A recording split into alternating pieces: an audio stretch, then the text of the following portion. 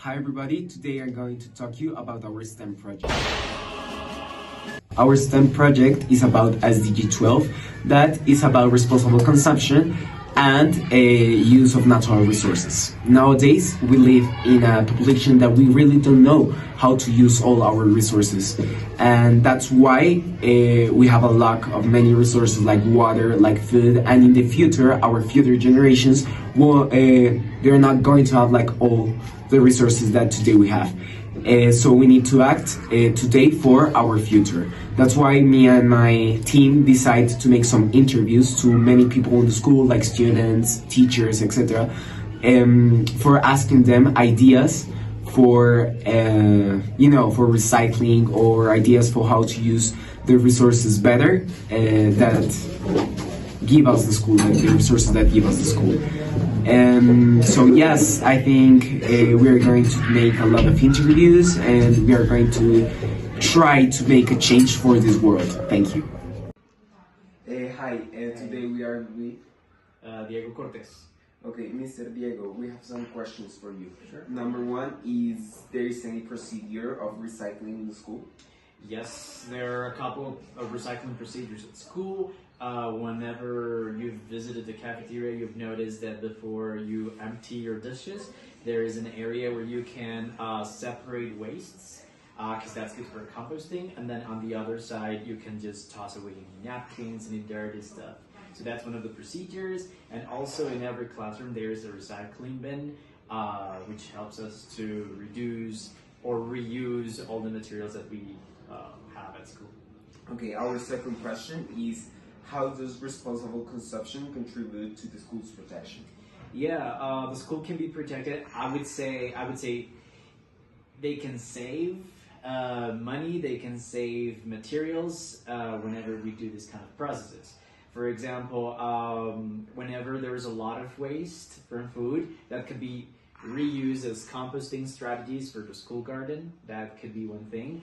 Also, when students serve their food in such a way that they know what they're gonna eat, other people can eat, like more people can eat actually, and then also it helps with the savings for food for further or for future plates, I would say. Also, when we reuse materials, just craft paper or cardboard paper, it allows for students to have more available material in the future, so we don't have to ask parents to buy other stuff, and we could have more materials in stock. Okay, another question is how does energy consumption in school impact the environment? Green gases, energy bills, work in the energy creators or the energy sources. If you could turn your lights off during the day, for example, that is going to be very useful for the school as well. I would say that. I wish I could have more concrete examples for that, but I don't. Okay, and our last question is what methods do schools implement for recycling school materials? Okay, making sure that a lot of the things that we ask students as teachers come from materials that were used already. We could also use the back of whatever papers we have. For instance, when we ask you guys to decorate doors or something, we could use materials that you have used in previous classes. That's one important strategy. Something else we could do is making sure that every class is following the recycling procedures, and then we could hold accountable the people from the environmental committee. They could reinforce that in students so that we are super aware. Also, I believe that we have done a great job in not printing a lot of stuff as we used to do many years ago. A lot of teachers would request their papers to be printed, and we don't do that anymore. We send them by email, PDFs, Teams, and whatnot. So if we keep it up, we are going to continue working in a better way. Okay, Mister, thank you. Hi, so today we are with Hi, my name is Daniela Gonzalez. I'm a science teacher and also I'm a project leader here in the CBR. Okay, Ms. Daniela, can you tell us about the prize system? Okay, the prize system is a little bit complex because the idea is to join all the community around the environmental sciences here in the school. So sometimes it can be a little bit harder because each one is working by their own in their own stuff. So. Okay, also, what ideas do you propose for improving our recycling system?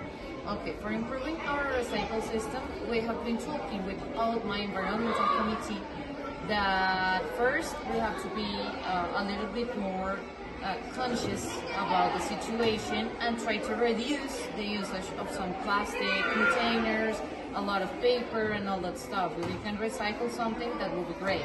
Secondly, we're gonna try to use some of the organic waste that we produce in the kitchen and other parts of the school for fertilizing, making biogas, or using it in the orchard that we have.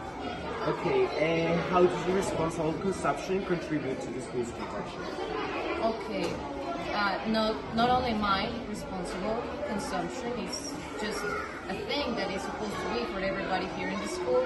We have to be responsible with our consumption, the way that we dispose of the waste that we produce. So it's important to be responsible and consider if we really need all of the things that we have. Okay, and the last question is how does energy consumption in the school impacts the environment and how can we improve it?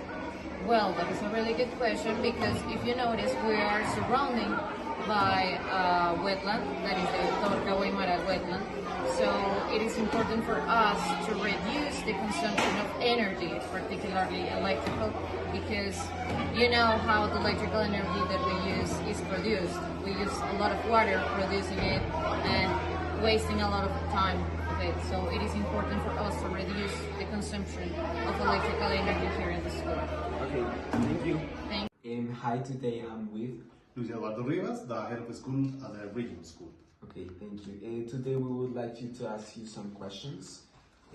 Our first question is how does energy consumption in the school impact the environment? I think not only in the school but also at home, when you don't really care about the energy you're using, you are going to impact really the environment. Basically because you know that we take energy from water, for example, and if we waste the energy, it's going to be affecting the environment too. Okay, thank you. How can students be encouraged to reduce food waste in the cafeteria? Okay, I think it's a simple way because in the school, the cafeteria services, you can request what you're going to be eating. So what I feel is that if you feel you're not hungry that day, the amount of food that you requested, you need to reduce it. So in that way, we also save some food, and we are not going to have so much food wasted. Okay, so you as the head of the school, what proposals you have for making more campaigns for recycling? Okay, the first thing I feel it is important that students have in mind what is the meaning of recycle. I know three important words: reduce, recycle. And if we start at least having in the students' mind these two words, I think recycling is gonna be easier. Okay.